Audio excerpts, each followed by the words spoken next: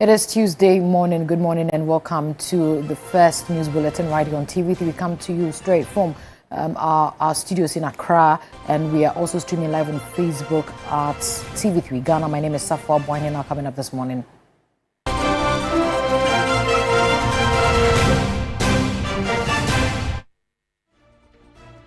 Supreme Court Judge nominee Justice Senyor Jammeh says he will support the setting up of revamped public tribunals to be reintegrated into Ghana's court system.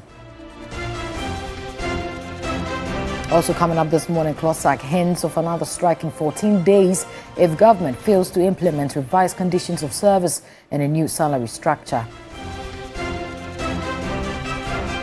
Well, and much later, Ghana is estimated to forfeit $1.4 billion each year through illicit financial flows, prompting urgent action. We have details of these and many more coming up shortly. Please stay with us.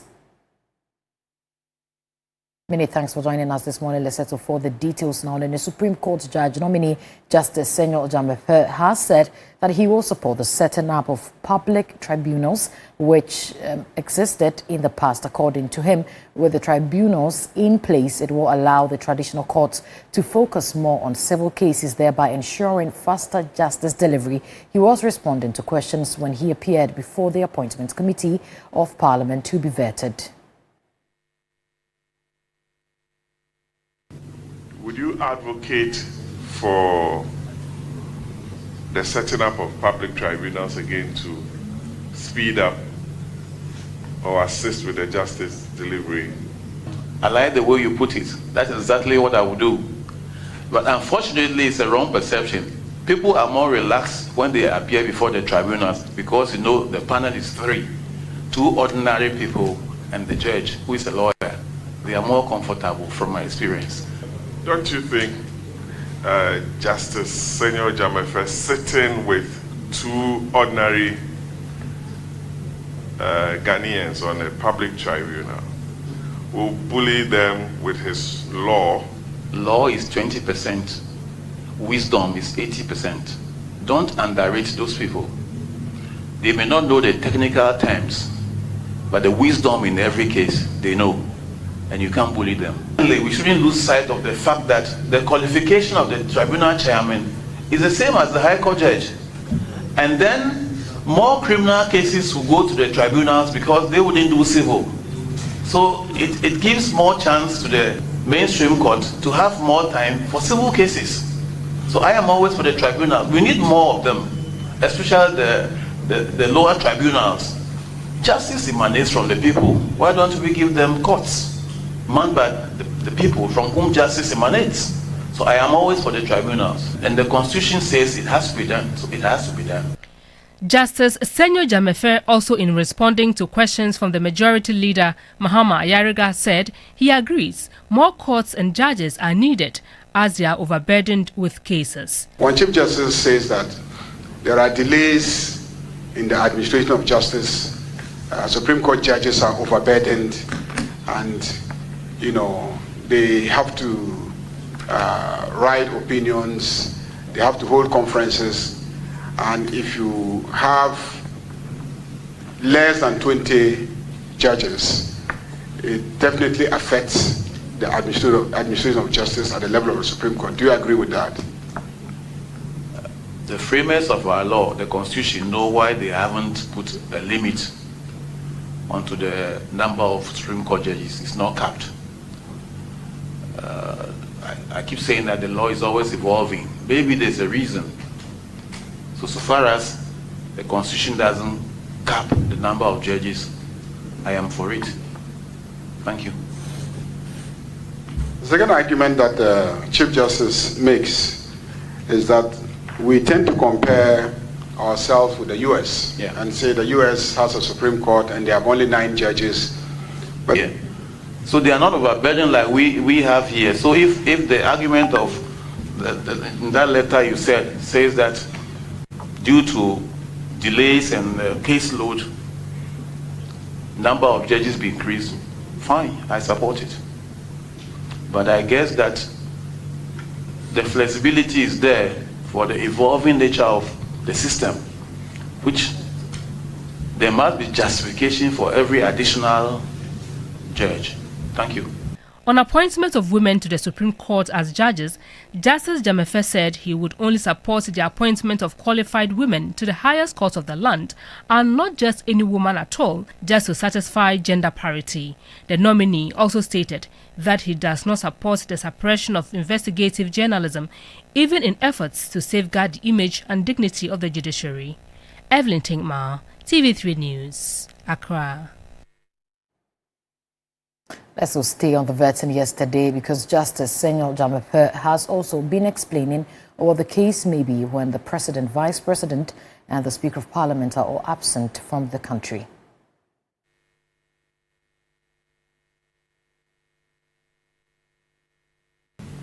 There's clarity on, in the absence of the President, Vice President acts.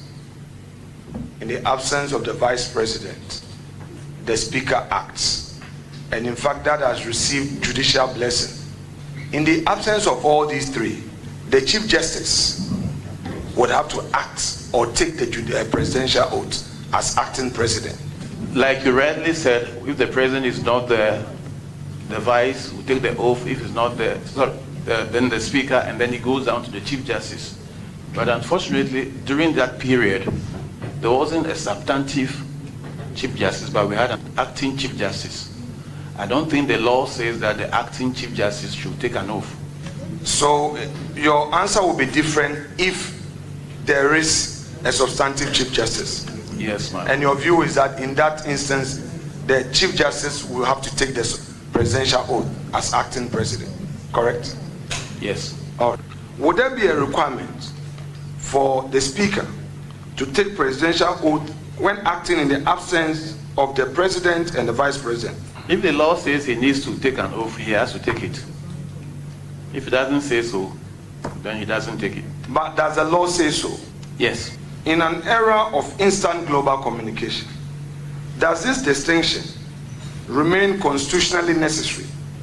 And should, quote, absence from the Republic, unquote, be redefined in your view?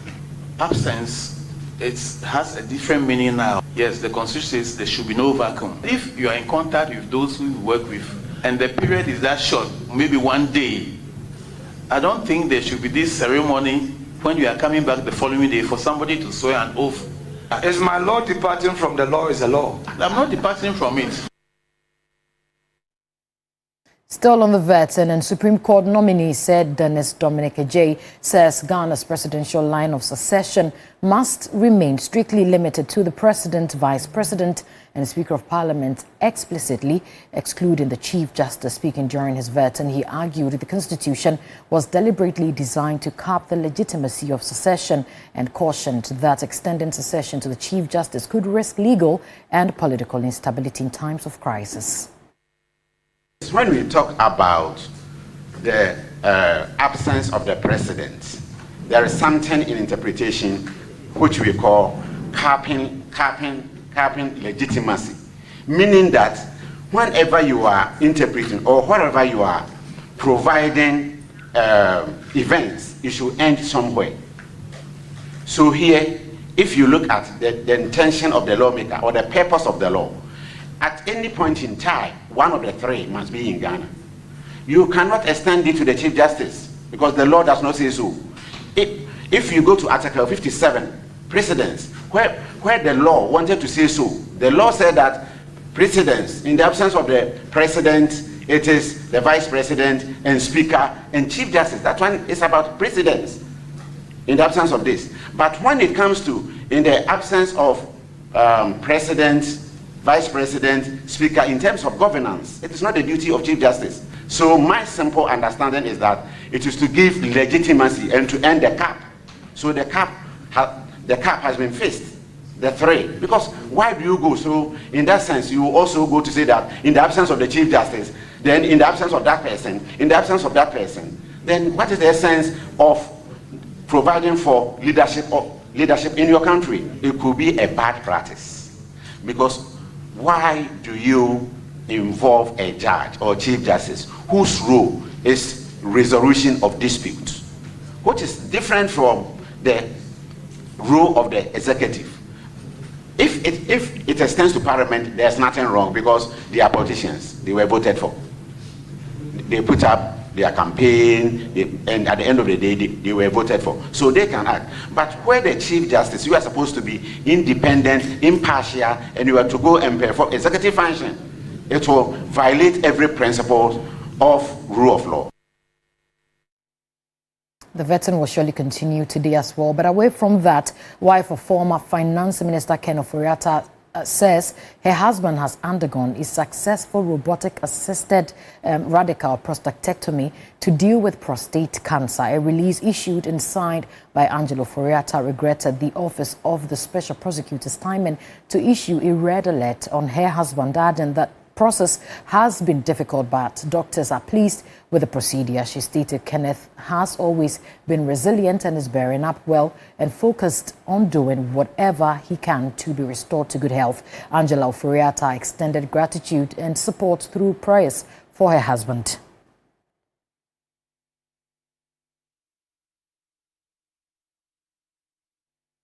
Let's now bring you some health-related stories. And the Ghana Health Service has embarked on an ambitious project to build 10 liquid oxygen plants across the country. These facilities are set to enhance the distribution of oxygen, a critical resource in patient care, particularly for those suffering from respiratory conditions. The new plants will not only improve access to oxygen, but also support the overall healthcare infrastructure, enabling healthcare providers to respond more effectively to emergencies. Director of Health Administration and Support Services at the Ghana Health Service, Dr. Ibo Hammond, said the initiative is to deal with deaths associated with oxygen unavailability. During the COVID, we realized that a lot of people died because of non-availability of oxygen, and they were very instrumental in leveraging oxygen production and distribution and use for us. And really, it has helped to save a lot of lives. In fact, currently as I'm talking, we are installing 10 liquid oxygen plants around the country to help spread oxygen availability around the country. He also expressed gratitude to the United States Embassy for the donation of 90 motorcycles. Dr. Ibo Hammond added that even though the gesture would go a long way in enhancing healthcare delivery, the USAID absence due to President Trump's new policy will not hinder the operations of the Ghana Health Service. Very good gesture. In our system, we well established our system to carry out our own activities, and these partners add up and support us. But we shouldn't be sleeping on them, I would say. We are working and running, and they will help us to also continue to do that. But our system is set up in such a way that even in absence, we should be able to operate. Let's bring you one of our headline stories where more than 65,000 civil servants across the country are set to withdraw their services in the next 14 days.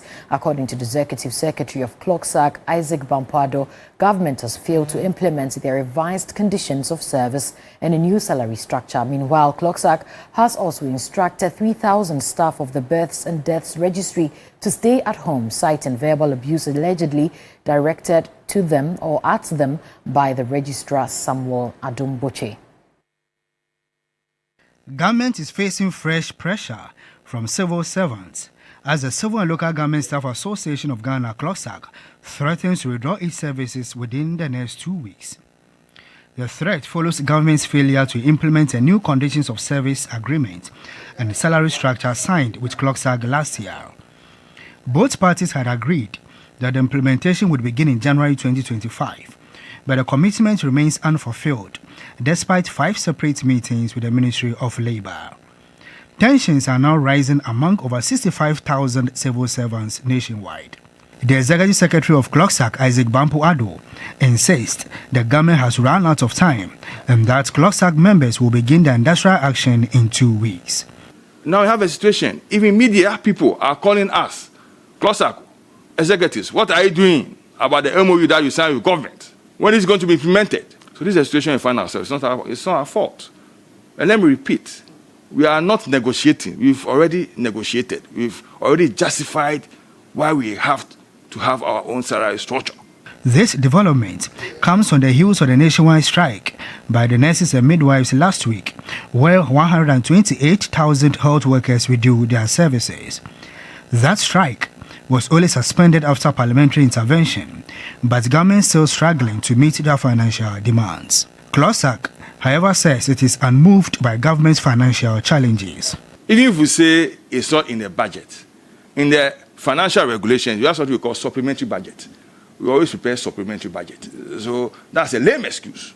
In a related development, CLOSAC has ordered its 3,000 members at the Birth and Death Registry to stay at home starting Tuesday, June 17, 2025. Yes, this man parading the corridors of the offices, threatening them. The lion is back. We all know how a lion looks like. He says he's a lion. He is back. We shall see. Victimizing people, personalizing people. You see, these koto politicians, they are worrying us. They must be where they belong to. This is a civilized, structured civil service. The directive follows claims of verbal abuse allegedly directed at staff by the registrar Samuel Adum Boche. CLOSAC says it will not tolerate what it describes as a toxic working environment and is calling for swift action. Where you go to work, you are verbally insulted. You are being asked to wear white shirt and trousers. Are we in kindergarten? This is a civil service institution, and you come there and ask them to wear white shirt and black trousers. Which school is that?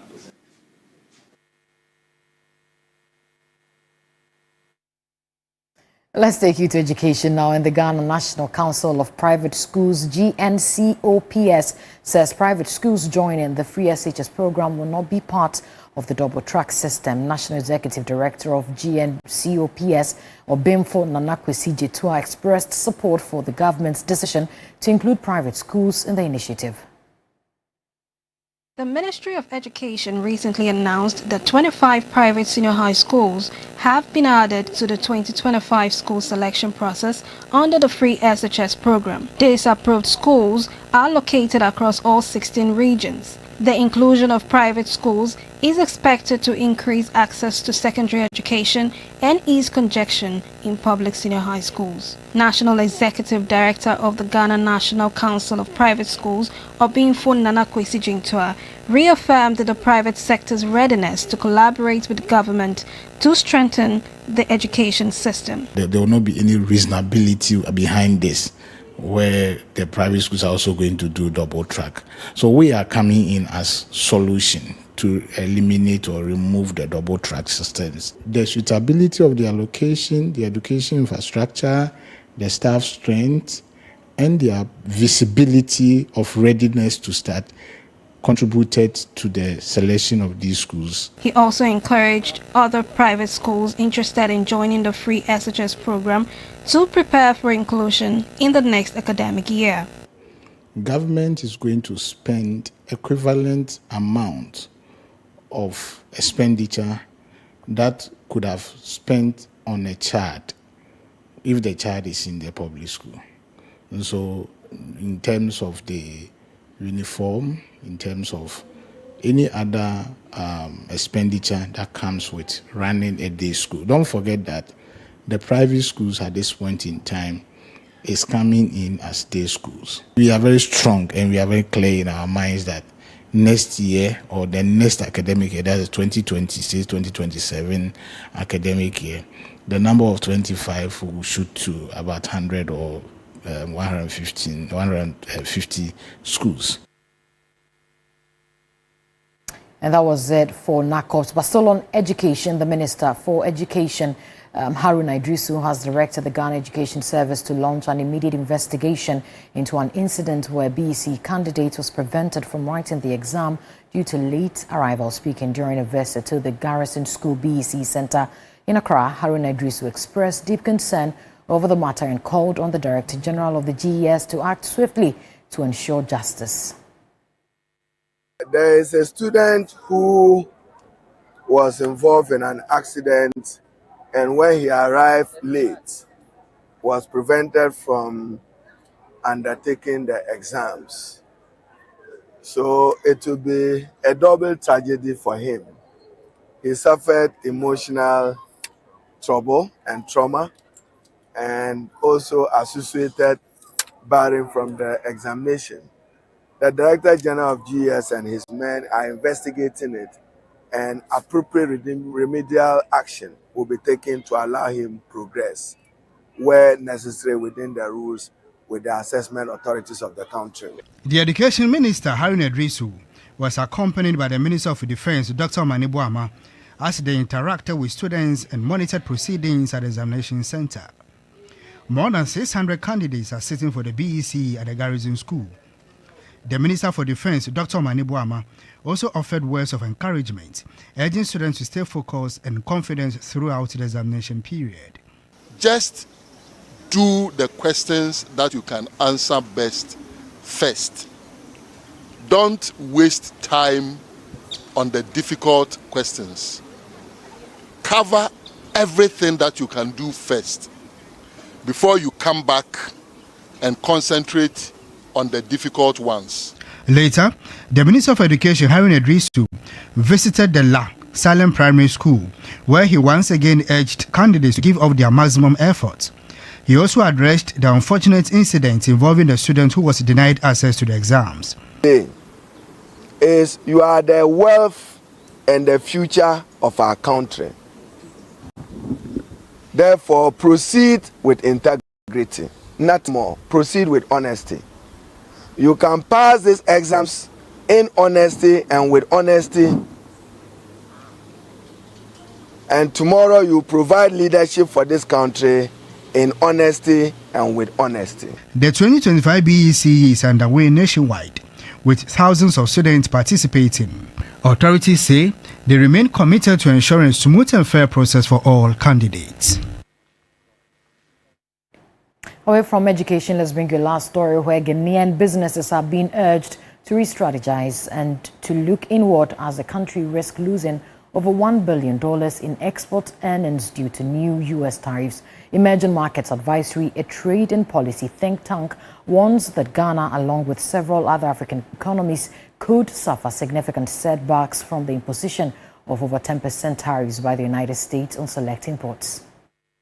The Emerging Markets Advisory, in its latest analysis, is sounding the alarm on the Agency of Trade Diversification, warning that Ghana's overdependence on raw commodity exports and foreign markets leaves it vulnerable to external shocks such as tariffs and global price fluctuations. According to co-founder and managing partner at EM Advisory, Dr. Abudu Abdul Ganiyu, the U.S. reciprocal tariff could cause exporters to suffer about 20% loss in earnings. If the 10% tariff imposition stays, then Ghana could suffer over $1 billion lost. So as far as export revenue to the US market is concerned, in the normal scheme of things, you would think this is still not significant. But if we narrow it down to the individual businesses, we think it does. Dr. Abdul Ganiyu also made the case for increased intra-African trade under the AFCFTA to cushion the blow. I agree with all analysts who have indicated that there will be no need for us to reciprocate the tariffs, right?